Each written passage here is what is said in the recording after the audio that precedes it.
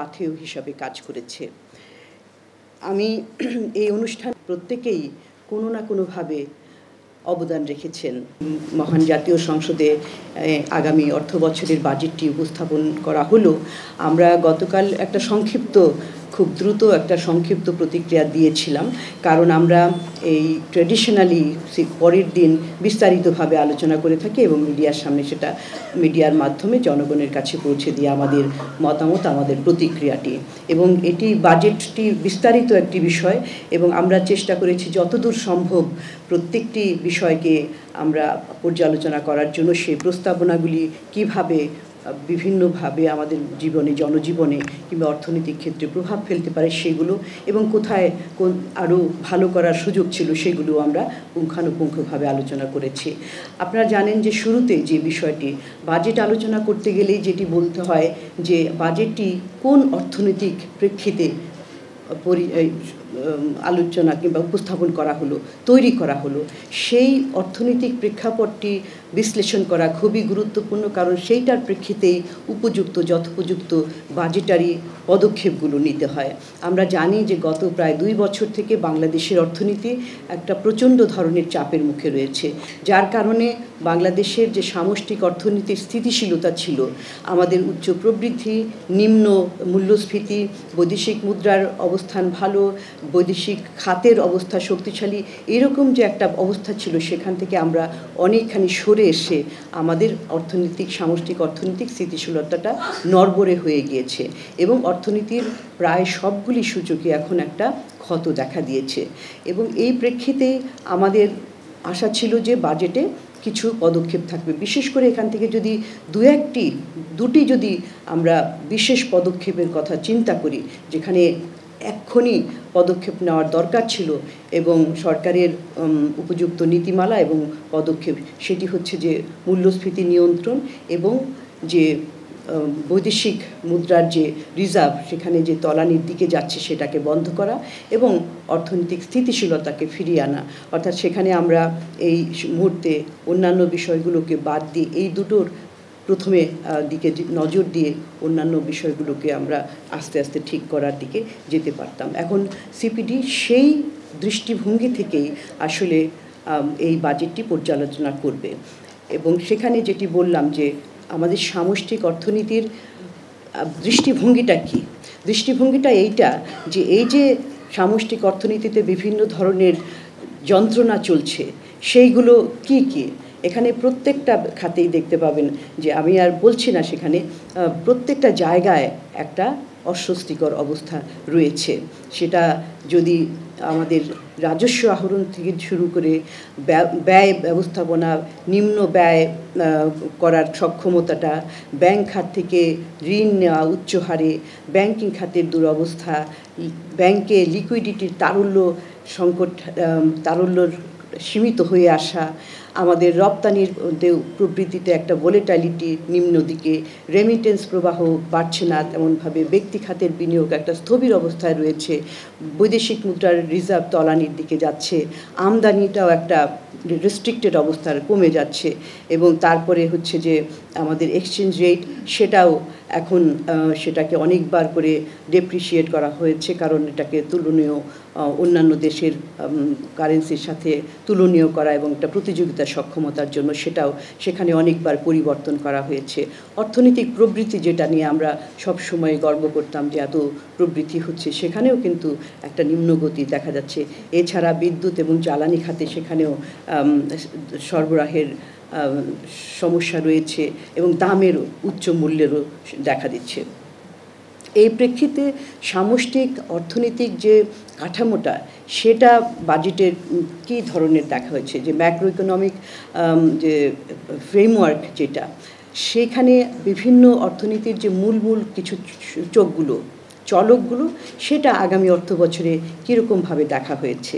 সেখানে যদি আমরা দেখি যে সেখানে প্রায় প্রতিটি চলকের ক্ষেত্রে কিন্তু এমন প্রক্ষেপণ করা হয়েছে 2025 সালের জন্য যে সেগুলো বাস্তবতার সাথে সেগুলোর কোনো সাযুজ্য নেই।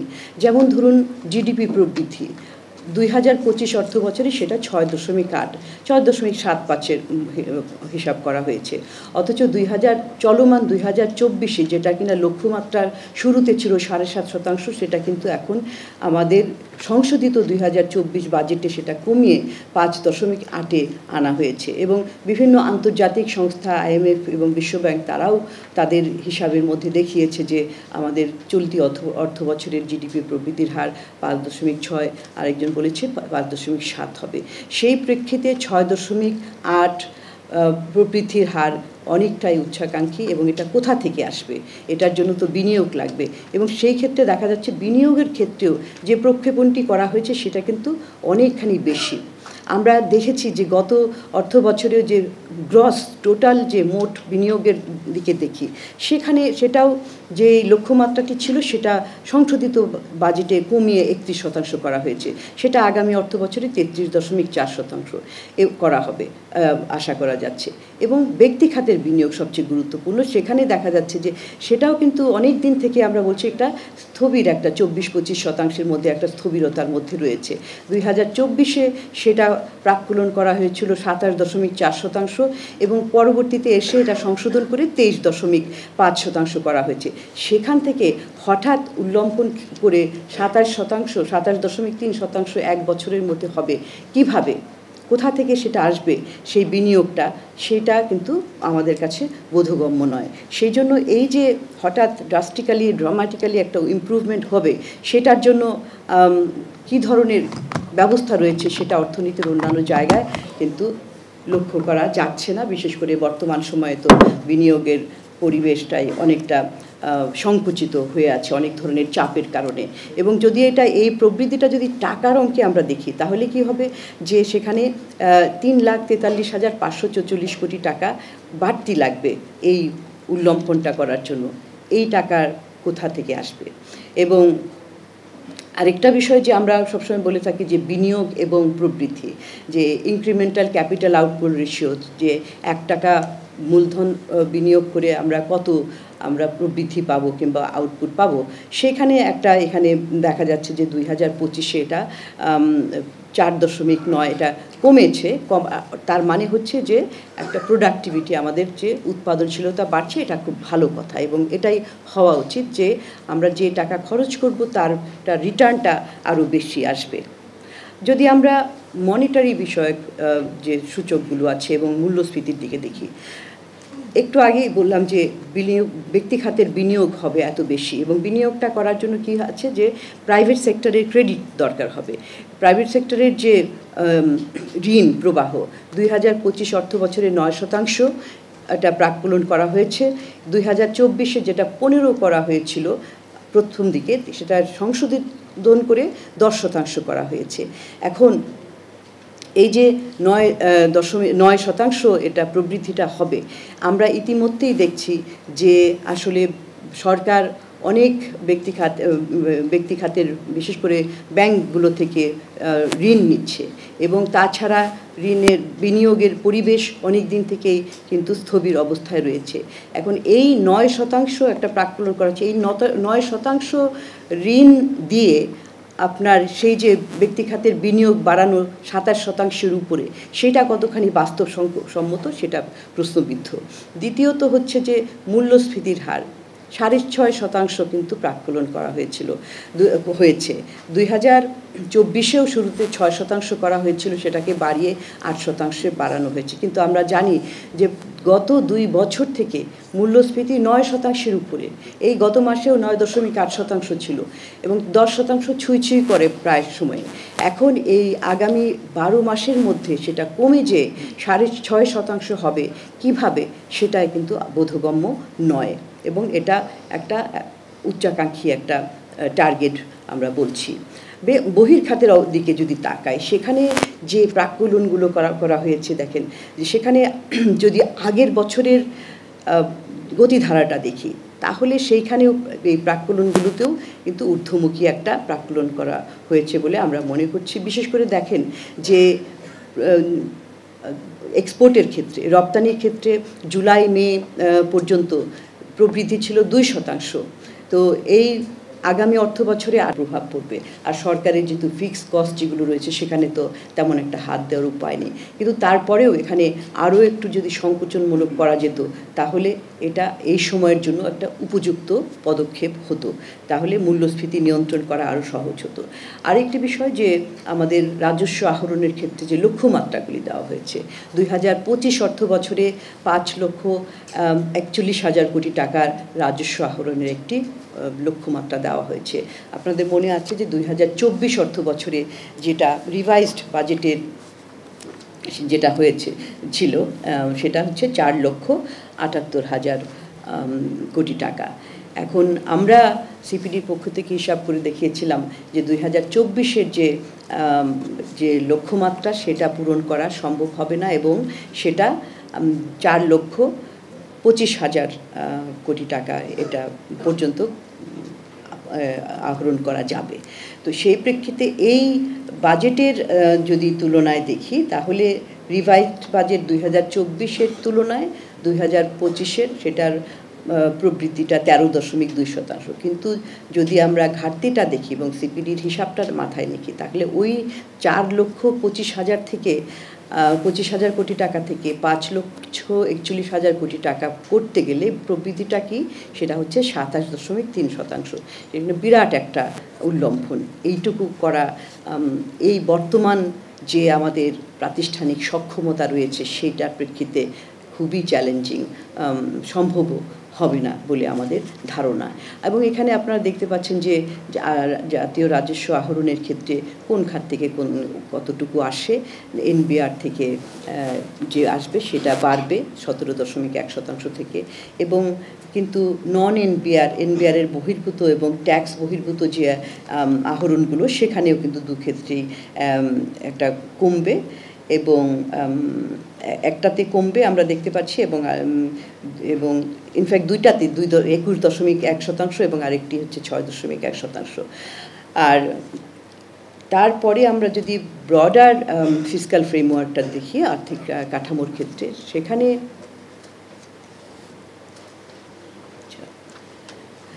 এখানে আমরা দেখি যে বিভিন্ন খাত ওয়াইজ যদি দেখি তাহলে দেখতে পাই যে বরাবরের মতোই আমাদের যে পাবলিক সার্ভিসের জন্য ব্যয়টা সেটাই কিন্তু সর্বোচ্চ।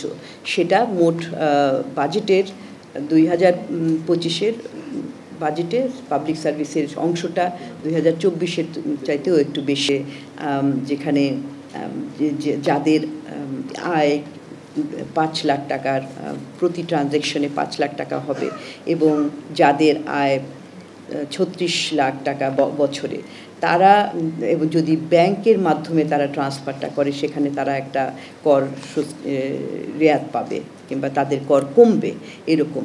অর্থাৎ এটা হচ্ছে যে যারা এই ট্রেডেড কোম্পানি, পাবলিকলি ট্রেডেড কোম্পানিগুলো আছে, তারা যদি কমপ্লায়েন্ট হয় তাহলে তারা একটা ইনসেন্টিভ পাবে ট্যাক্স, কম ট্যাক্সের মাধ্যমে।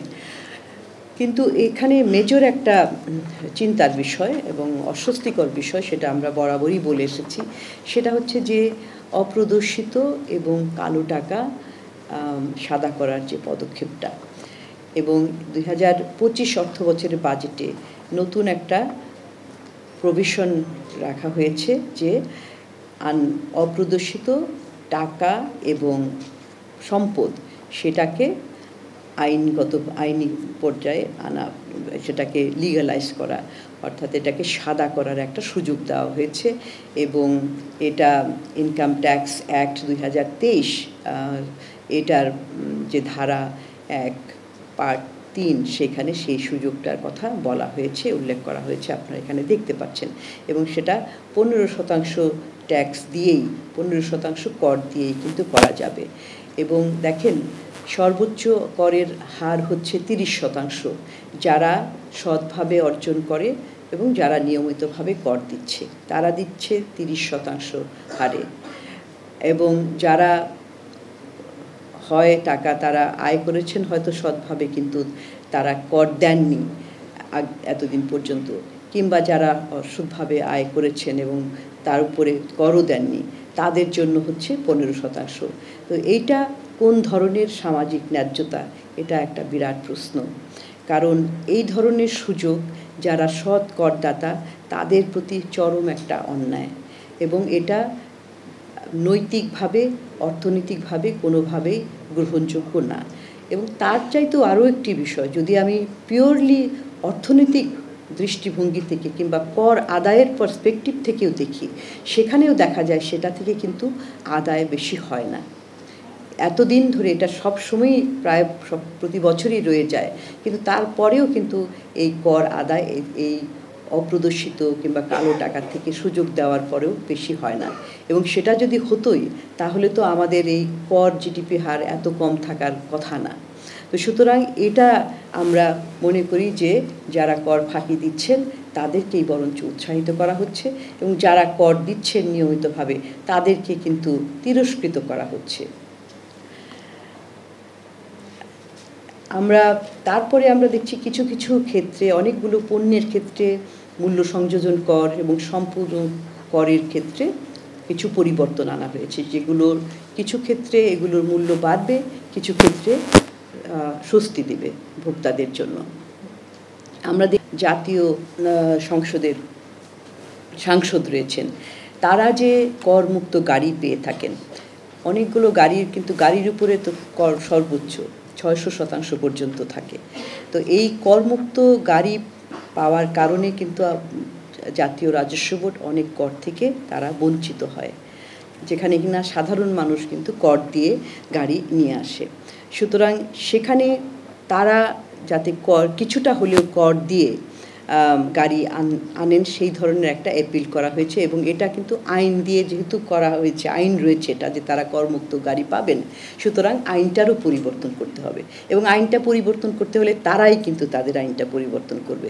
সুতরাং তারা যদি এই একটা উদারতা না দেখান তাহলে কিন্তু এই আইনটা পরিবর্তন হবে না। এবং এই জন্যই একটা যে অ্যাপিল, তারা যদি এরকম একটা উদাহরণ দেখান যে হ্যাঁ তারাও অন্তত কিছু পরিমাণ হলেও আমদানিকৃত গাড়ির উপরে যে কর সেটা কিছু পরিমাণ হলেও তারা দেবেন, তাহলে এটা একটা উজ্জ্বল দৃষ্টান্ত হয়ে থাকবে, একটা মহৎ দৃষ্টান্ত হবে। সেই রকম উদারতা হয়তো আমরা আশা করতে পারি। খাতওয়ারি, সময় খুব কম, খাতওয়ারি ক্ষেত্রে আমি চাই যে স্বাস্থ্যের ক্ষেত্রে শুধু বরাদ্দের ক্ষেত্রে দেখেন যে বরাবরই কিন্তু 1% নিচে রয়ে যায় যদি আমরা জিডিপির আকারে দেখি। তো সেইখানেও কিন্তু এই যে আমাদের জিডিপির পরিমাণে দেখতে গেলে এটা 0.75% হয়েছে। ইনফ্যাক্ট গড়ে যদি 2016 থেকে 24-এ 0.75%, এবং 2025 অর্থ বছরে এটা সংক্ষিপ্ত আকারে আমাদের যে সুপারিশ না, আমাদের যে উপসংহার মূল যে আমাদের বক্তব্য এই বাজেট নিয়ে, সেটা হচ্ছে শুরুতে যেটা বলেছিলাম যে এই যে চলমান অর্থনৈতিক সংকটগুলি চলছে, এই সংকটগুলো মোকাবেলার জন্য মোকাবেলা করার জন্য বাজেটে আসলে কি নেওয়া হয়েছে। এত সমস্যাগুলির মধ্যেও 3টি বিষয় এই বাজেটের গুরুত্ব দেওয়া দরকার ছিল। একটি হচ্ছে যে মূল্যস্ফীতির চাপ কমিয়ে এবং জনগণকে, বিশেষ করে নিম্ন আয়ের ফিক্সড ইনকাম গ্রুপের জনগণের, দরিদ্র জনগণের জীবনে স্বস্তি ফিরিয়ে আনার প্রচেষ্টা করা, সেটা বাজেটারি অ্যালোকেশন অর্থাৎ বাজেটে সামাজিক নিরাপত্তা খাতে বরাদ্দ, এটার মাধ্যমে এবং বিভিন্ন ধরনের কর সুবিধা দেওয়ার মাধ্যমে করা যেতে পারে। সেখানে কিছু কিছু পদক্ষেপ নেওয়া হয়েছে, কিন্তু এটা পর্যাপ্ত নয়। কারণ আমাদের নতুন করে অনেকেই দারিদ্র সীমার নিচে না পড়লেও মানুষের জীবনযাত্রার মধ্যে কিন্তু অনেক ধরনের পরিবর্তন আনতে হয়েছে। তাদের খাদ্যাভ্যাস, তাদের জীবনযাত্রার ব্যয়ের ক্ষেত্রে কাটছাঁট করে অনেকখানি ব্যয়গুলোকে সংকুচিত করতে হয়েছে। সেইগুলোর থেকে আমরা যদি ফেরত আনতে চাই, তাহলে শুধুমাত্র আমাদের যে এখন কেন্দ্রীয় ব্যাংক থেকে মনিটারি পলিসি অর্থাৎ মুদ্রানীতি নেওয়া হয়েছে, সেটার মাধ্যমে আসলে এককভাবে এই মূল্যস্ফীতির চাপ মোকাবেলা করা যাবে না। এটার সাথে একটা কমপ্লিমেন্টারি সহযোগী রাজস্ব পদক্ষেপ যদি না নেওয়া হয়, তাহলে মূল্যস্ফীতির চাপ কমানো দুরূহ হবে, সম্ভব হবে না। তারপরে আমরা দেখেছি যে আমাদের যে বৈদেশিক মুদ্রার রিজার্ভের ক্ষেত্রে সেই পদক্ষেপগুলোর ব্যাপারে এখানে শুধুমাত্র আমরা দেখেছি যে কিছু লক্ষ্যমাত্রা দেওয়া আছে, কিন্তু কিভাবে এটা করা হবে সেখানে বিস্তারিতভাবে বলা নেই। এবং আমাদের সামষ্টিক অর্থনৈতিক স্থিতিশীলতা আনার জন্য সেখানেও কিন্তু দিক নির্দেশনা নাই। এবং বরঞ্চ আমরা দেখেছি যে সামষ্টিক অর্থনীতির বিভিন্ন চলকগুলোর ক্ষেত্রে একটা উচ্চাকাঙ্ক্ষী লক্ষ্যমাত্রা দেওয়ার প্রচেষ্টা চলেছে। কিন্তু এই সংকটের সময়ে আমাদের যেটা প্রয়োজন সেটা ছিল আসলে গ্রোথ প্রবৃদ্ধির দিকে না নজর রেখে আমাদের কিন্তু সংকট মোকাবেলা করাই কিন্তু প্রয়োজন ছিল। এবং সামগ্রিকভাবে এই যে একটা সংকটময় চ্যালেঞ্জিং সময়ে, এক্সট্রাঅর্ডিনারি টাইমে আমরা বলছি যে এই একটা সংকটকালীন সময়ে একটা সাধারণ বাজেট দেওয়া হয়েছে, যেটা কিনা অন্য 8-10টি বাজেটের মতোই এই বাজেট দিয়ে এই সংকট মোকাবেলা করা সম্ভব নয়। আপনাদেরকে আমাদের সাথে থাকার জন্য ধন্যবাদ।